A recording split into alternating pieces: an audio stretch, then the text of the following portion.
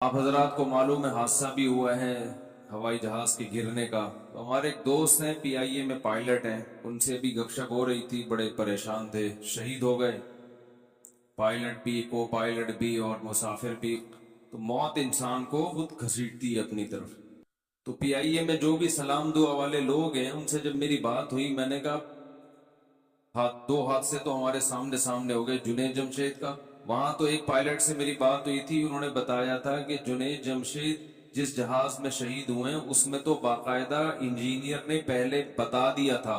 وہ پائلٹ تھے یا پتہ نہیں کوئی انجینئر تھے آسٹریلیا میں. اصل میں انکوائری شروع کر دیتے نا, کون تھا نام بتاؤ. مسئلہ یہ ہے جیسے مولانا طارق جمیل صاحب نے نہیں کہہ دیا تھا, ایک صحافی نے خود کہا کہ یہ سارے چور ہیں.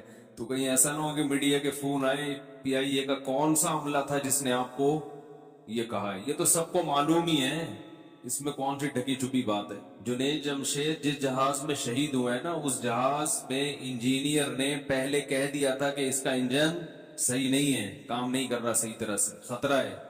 اس انجینئر کو بھی چڑھا دیا اسی میں کہ تم بھی جاؤ ساتھ. ایسی باتیں کر کیوں رہے ہو تم, جہاز خراب ہے, یہ خراب ہے, خبردار آئندہ ایسی باتیں کی, چلو تم بھی بیٹھو اس میں. یہ میرے اپنا اسٹائل ہے, مطلب تو یہی نکلتا ہے نا. تو وہ بیچارہ انجینئر بھی شہید ہو گیا, پائلٹ بھی, اور جنید جمشید بھی, اور ان کی وائف بھی, ان کی ساس بھی, ان کے سسر بھی. تو آج چند حضرات سے میری بات چیت ہوئی ٹیلی فون پہ, تو میں نے کہا یہ کیسے تباہ ہوا. انہوں نے کہا پوری تو جب ہی آئے گی جب بلیک باکس اوپن ہوگا اور اسے اوپن ہونے کے بعد پتہ چلے گا کیا ہے. لیکن بالکل آخری چند سیکنڈوں میں تباہ ہوا ہے جہاز. وہ اگلا پہیہ ہی نہیں کھل کے دے رہا تھا. جب وہ نہیں کھلا ہے تو لینڈ کرنے کے بجائے جہاز دوبارہ پرواز کرتا ہے, چکر لگاتا ہے. اس چکر لگانے میں کچھ ٹیکنیکل ایشو ہیں, پوری باتیں کرتے ہوئے بھی ڈر لگتا ہے کہ بات کی تو پھر کوئی مجھے اٹھا کے اندر نہ کر دیں. تو وہ ہے کچھ پہلے سے بتایا جا رہا تھا ان کو کہ یہاں جب جہاز دوبارہ ٹیک آف کرے گا تو یہاں کچھ مسائل ہیں اس ایریے کی طرف, لیکن اس پہ کوئی نوٹس کسی نے آج تک لیا نہیں. بعض دفعہ جہازوں سے پرندے بھی ٹکرا جاتے ہیں, تو ایسی جگہ جہاں پر پرندوں کی کثرت ہو, ایسی چیزیں پڑی ہوئی ہوں جہاں پرندے بہت زیادہ آتے ہو, تو یہ سب چیزیں جہاز کے لیے ڈینجرس ہوتی ہیں. ایئرپورٹ کے قریب ان چیزوں کو نہیں رکھا جاتا. تو اس کا بھی امکان ہے کوئی پرندہ ٹکرا گیا ہو جس سے انجن فیل ہو. ایک انجن تو پہلے ہی فیل تھا, اللہ توکل ایک پہ چل رہا تھا, ایک انجن پہ اللہ توکل چل رہے تھے, تو دوسرا بھی کیا ہو گیا, آگ لگ گئی اس. پھر آبادی میں جا کے گرا. چند سیکنڈوں کا کہتے ہیں کہ چند سیکنڈ اگر جہاز اور تھوڑا سا چل جاتا تو پھر لینڈ کر جاتا وہ آرام سے, زندگیاں بچ جاتی. تو ماہرین یہ کہہ رہے ہیں. تو میں نے بعض لوگوں سے پوچھا جو جاب کرتے ہیں,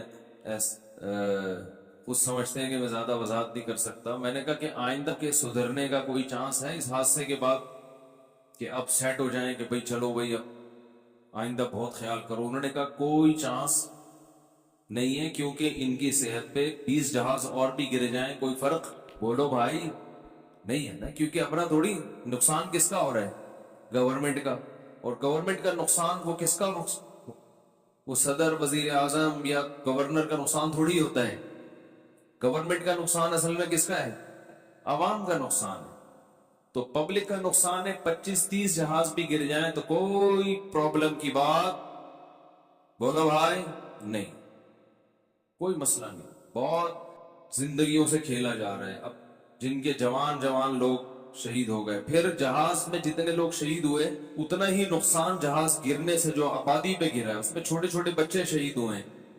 مجھے مارنے والوں پہ غصہ بہت زیادہ. مرنے والے تو چلے گئے, مقدر کی موت تھی ان کی, لیکن مارنے والوں کو چھوڑنا نہیں چاہیے. ان کے خلاف کوئی تگڑا کیس ہونا چاہیے, ان کو لٹکنا چاہیے.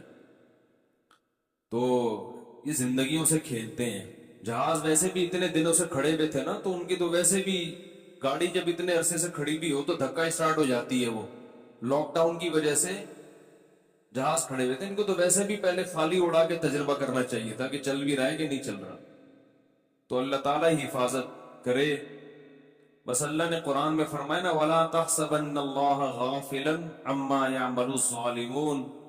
اللہ کو غافل مت سمجھو کہ جو کچھ ظالم لوگ کر رہے ہیں، یہ جو جانوں سے کھیل رہے ہیں، دنیا میں انتقام نہیں لیا جاتا، لیکن اللہ قیامت کے دن انتقام لے گا ایک ایک سے۔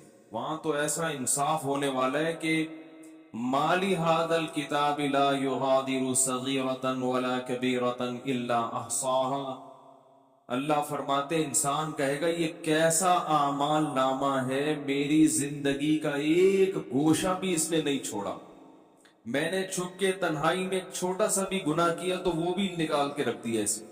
تو یہ اتنے بڑے بڑے قتل جن لوگوں کے ذمے ہیں، زندگیوں سے کھیل رہے ہیں، اللہ کیسے چھوڑ دے گا بھائی؟ تو اللہ تعالی ہمارے ان حکمرانوں کو ہدایت نصیب فرمائے کہ لوگ لوگوں کی زندگیوں سے کھیلتے ہیں۔ حال دیکھیں جہازوں کا حال کیا ہے۔ تو ایک دور تھا، ہمارے پائلٹ ہیں دوسروں کو ٹریننگ دیا کرتے تھے اور آج دیکھو آپ کیا حشر بنا۔ دعا کرنی چاہیے اللہ تعالیٰ ان شہداء کو کی مغفرت فرمائے، ان کے لواحقین کو اللہ تعالیٰ صبر جمیل کی توفیق عطا فرمائے۔ یہ تو غم ہے، یہ ہلکا کرے اللہ تعالیٰ ان کے لیے۔ جو ہدایت کے لائق نہیں ہیں ان کمبختوں سے اللہ ہمیں نجات عطا فرمائے۔ میں نے بعض حضرات سے بھی پوچھا جو پی آئی اے میں جاب کرتے ہیں کہ اب تو لوگ پی آئی اے میں سفر کرنا چھوڑ دیں گے، انہوں نے کہا نہیں چھوڑیں گے۔ میں نے کہا کیوں؟ اب بھی سفر کریں گے، اتنے بہادر ہیں۔ انہوں نے کہا لوگوں کے پاس، بیچاروں کے پاس کوئی آپشن ہی نہیں ہے۔ اب جس نے کل ایمرجنسی میں پہنچنا ہوگا کہیں جنازے میں کہیں، تو اس کے پاس اتنے جہاز تھوڑی ہیں پاکستان میں کہ وہ جس میں چاہے بیٹھ جائے، تو مجبور ہو کے جاتے ہیں، خوشی سے کوئی بھی نہیں۔ میں تو پائلٹوں پہ حیران ہو رہا ہوں پی آئی اے کے، ان کا جگر ہے۔ میں نے ایک دو پائلٹ سے بات، تو اللہ تعالیٰ سے دعا کرنی چاہیے اللہ ان لوگوں کو زندگی نصیب